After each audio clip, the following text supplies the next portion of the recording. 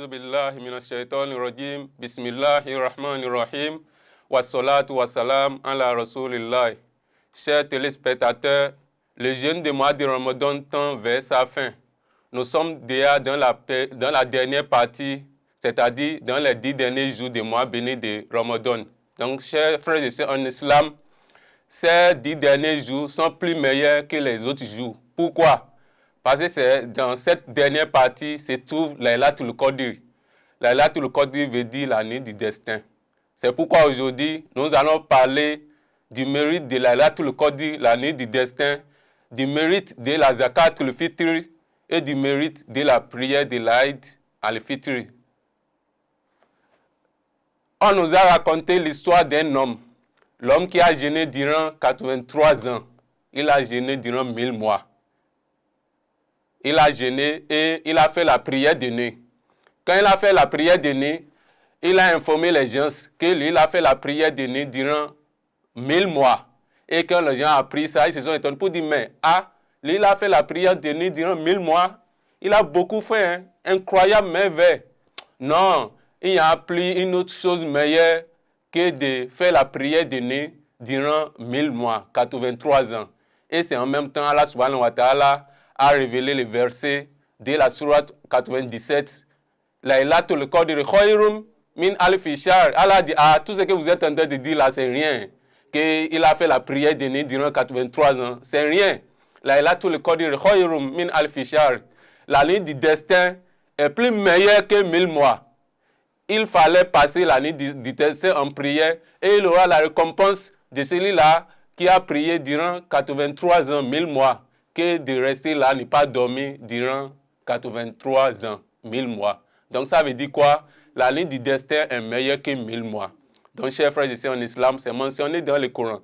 Si tu as la chance, tu as trouvé la nuit du destin. Et comment chercher la nuit du destin? Si c'est dans les jours impairs.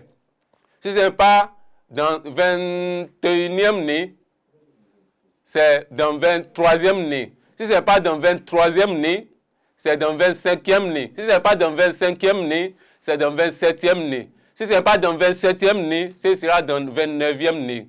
C'est comme ça qu'on cherche la nuit du destin. La nuit du destin se trouve dans les nuits impaires. Chers frères et sœurs en islam, deuxième mérite de la nuit du destin, c'est l'expiation des péchés. Le prophète Muhammad, sallallahu alayhi wa sallam, il a dit, Man qama ramadanan imanan wa ihtisaba, ghufira lahu ma taqaddama min zambi. Celui-là qui s'est levé la nuit pour faire le tahajjud, par exemple, la prière nocturne, Allah subhanahu wa ta'ala va lui pardonner tous ces petits péchés passés. C'est-à-dire, si tu as fait la prière, tu t'es levé la nuit, tu as fait la Laylatul Qadr, avec la foi et espoir en Allah subhanahu wa ta'ala, Allah va effacer tous tes petits péchés passés. Concernant les grands péchés, il faut faire le repentir. C'est le repentir qui efface les grands péchés. Troisième mérite, chers frères et sœurs en islam, c'est dans la ligne là, les anges descendent dans la mosquée. Dans la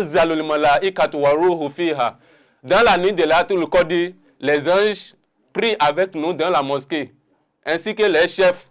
C'est qui les chefs? C'est Jibril, l'ange Gabriel. Donc la nuit là, les anges sont dans la mosquée et les chefs Gabriel. C'est pourquoi nous aussi, chers frères et sœurs en islam, nous devons être dans la mosquée dans les 10 dernières nuits du mois de Ramadan pour faire la prière, pour lire le Coran, pour écouter les prêches. Et l'autre mérite, chers frères et sœurs en islam, dans la nuit là, il y a la paix et la sécurité. Il y a la paix et la sécurité. Ça veut dire quoi? Comme les anges sont dans la mosquée, dans les 10 dernières nuits du mois béni de Ramadan, ça veut dire que les démons ne sont plus là. Là où il y a les anges, les démons ne doivent pas être là. Donc, les démons n'ont pas le droit à gêner qui que ce soit. Donc, dans la nuit du destin, il y a la sécurité et la paix.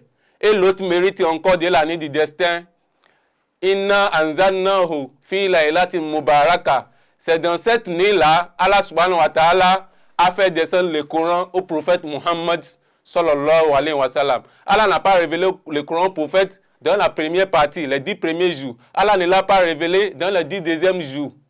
Et c'est dans la dernière partie, vous voyez, dans la dernière partie, dans la nuit impaire, Allah subhanahu wa ta'ala a révélé le Coran au prophète Mohammed sallallahu alayhi wa sallam. C'est pourquoi, chers frères et sœurs en islam, nous devons être régulés dans la mosquée pour pouvoir être parmi ceux-là qui vont trouver l'année impaire, l'année de l'Atul Qadr, pour pouvoir bénéficier de la récompense de celui-là qui a adoré Allah durant 1000 mois, qui est égal à 83 ans. L'autre mérite, chers frères et sœurs en islam, c'est dans la Latul Qadr, la ligne du destin, qu'Allah subhanahu wa ta'ala prend toutes les décisions. C'est mentionné dans le Coran, dans la sourate Dukhan, Fiha yufraku kullu amri hakim. C'est dans la ligne du destin qu'Allah subhanahu wa ta'ala gère tous les affaires. Tu seras riche ou pauvre, c'est dans la nuit là. Combien d'années tu vas passer sur terre, c'est dans la nuit là. C'est pourquoi nous devons multiplier beaucoup d'invocations. Allah, je vais avoir longévité. Si c'était déjà écrit que tu vas passer 40 ans sur terre, Allah peut changer, Allah peut tout changer. Allah efface parfois les mauvais destins. Ah, il devait passer 40 ans, comme il s'est levé l'année de l'Atul Qadr pour faire la prière. Oh, j'augmente 40 ans, ça fait 80 ans. Et si tu étais quelqu'un pauvre, Allah t'avait écrit la pauvreté. Si tu étais levé l'année pour faire la prière, Allah peut changer les destins en bon destin. Allah va t'écrire la richesse. Donc, chers téléspectateurs, nous ne devons pas rater cette nuit. Parce que c'est dans cette nuit, Allah subhanahu wa ta'ala gère tous les affaires. Allah efface les mauvais destins. Allah change des mauvais destins en bons destins. Donc, nous venons de finir avec la nuit du destin. Nous allons entamer maintenant ce qu'on appelle Zakatul Fitr. Zakatul Fitr est l'aumône que nous prélevons avant d'aller faire la prière de l'Aïd, avant d'aller prier à la place Idi. Et pourquoi nous prélevons l'aumône là? C'est à cause de deux choses. D'abord, pour purifier notre jeûne. On jeûne. Si tu as vu une fille qui passe, tu vas dire, ah, la fille là est belle, il faut voir ses faits, ses seins, qu'Allah nous pardonne. On dit de n'importe quoi, on incite les gens, on regarde de n'importe quoi, on va là où on ne doit pas aller. Nous jeûnons et nous commettons des petits péchés. Et si nous prélevons la zakatul fitr, c'est la zakatul fitr qui va purifier notre jeûne. D'abord, la zakatul fitr va te purifier et ça va purifier ton jeûne aussi. Et si tu as prélevé la zakatul fitr, tu vas réussir dans la vie ici-bas et tu vas réussir aussi les jours de la résurrection. C'est pourquoi Allah subhanahu wa ta'ala dit dans le Coran, dans la sourate 87, versets 14 à 15, Allah dit, Qad aflaha man tazakka, celui-là qui a prélevé la zakatul fitr pour se purifier lui-même ou bien pour purifier son jeûne, la personne a déjà réussi dans la vie ici-bas et les jours de la résurrection. C'est quoi la réussite du jour de la résurrection? Allah subhanahu wa ta'ala dit dans le Coran, Famanzuziha anin-nar wa udkhila al-janna faqad faza. Celui qu'Allah subhanahu wa ta'ala a écarté du feu de l'enfer. C'est la personne qui a réussi. Si tu n'as pas trouvé paradis le jour de la résurrection, c'est ça que tu n'as pas réussi. Si Allah t'a écarté du feu de l'enfer et que tu as chante, tu fais partie des partisans du paradis, ça veut dire que c'est toi qui as réussi. Donc si tu as prélevé la zakatul fitr, ça va purifier ton jeûne, ça va te purifier et tu vas réussir dans la vie ici-bas et les jours de la résurrection. Deuxième mérite des zakatul fitr, si tu as prélevé la zakatul fitr, ça veut dire que tu as semé la joie dans le cœur des pauvres musulmans. Les jours de la fête, il y a des gens qui n'ont pas de quoi manger, ils n'ont pas de l'argent. Ils vont partir à Idi, ils vont revenir, ils vont boire gari. C'est pourquoi, chers frères et sœurs en islam, c'est bon de donner la zakatul fitr à ceux qui n'ont pas, aux pauvres parmi les musulmans. Il faut laisser les riches. Riches a déjà de l'argent. Il faut chercher ceux qui n'ont pas. Et avec quoi prélever la zakatul fitr?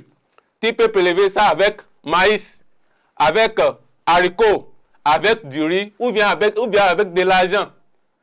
Ça dépend de ce que les gens consomment dans la localité. Tu vas regarder ta localité. Qu'est-ce que les gens consomment beaucoup?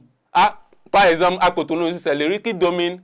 C'est le riz, les gens consomment beaucoup. Tu vas acheter du riz, tu peux acheter huile, etc., etc. Tu donnes à la personne qui a jeûné, aux pauvres parmi les musulmans, et tu vas compléter de l'argent. C'est comme ça qu'on fait.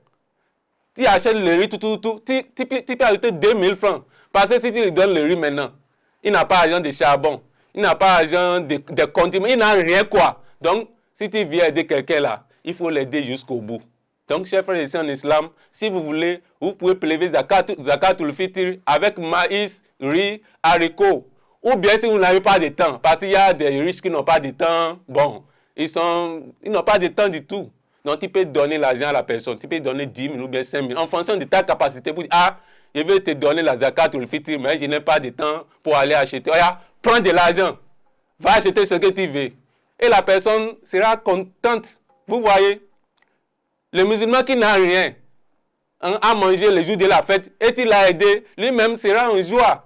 L'objectif de la fête, c'est quoi? C'est que tout le monde soit en joie. Si d'autres sont contents, d'autres ne sont pas contents, ça ne peut pas aller. Tout le monde doit être content, heureux le jour de la fête. Tout le monde doit être heureux. Personne n'a doit boire garé le jour de la fête, chers frères et sœurs en islam. C'est pourquoi elle a créé les riches et elle a créé des pauvres pour que les riches puissent aider les pauvres. Donc, il faut donner la zakat ou le fitr aux pauvres parmi les musulmans. Allahu alam, Allah est le plus savant. Et nous allons parler maintenant du mérite de la prière de l'Aïd al-Fitr. Vous voyez, si on dit la prière, il ne faut pas dire la prière, si je vais aller, si je ne vais pas aller. Non. Le prophète Muhammad, sallallahu alayhi wa sallam, il a dit que la femme qui est en menstrue, vous voyez, je vais commencer par là. La femme qui est en menstrue doit aller à Idi. Même si elle ne va pas prier là. On sait que si la femme est en menstrue, elle ne doit pas prier. Elle va rester assise pour écouter les sermons. Imaginez, la femme qui est en menstrue, elle va à Idi. Et toi qui n'as rien, tu es en bonne santé, tu es bien portant ou bien portante. C'est pas que tu es malade, tu as fait accident, tu es en bonne santé. Et tu as décidé de ne pas aller à Idi. Ça ne se fait pas. Ça ne veut pas dire, je n'ai pas ce que je vais porter, non, c'est chaud cette année, vaut mieux de rester à la maison, je vais porter ancien habit. Non, non. Il faut aller faire la prière. Tu peux même porter ancien, tu peux porter ce que tu as. On sait que pour aller fêter, il faut être beau. Mais si tu n'as pas de l'argent, comment tu vas faire? Tu n'as pas de l'argent pour acheter de nouveaux habits, comment tu vas faire? Donc, il faut porter djellabia, ce que tu as pour aller faire la prière.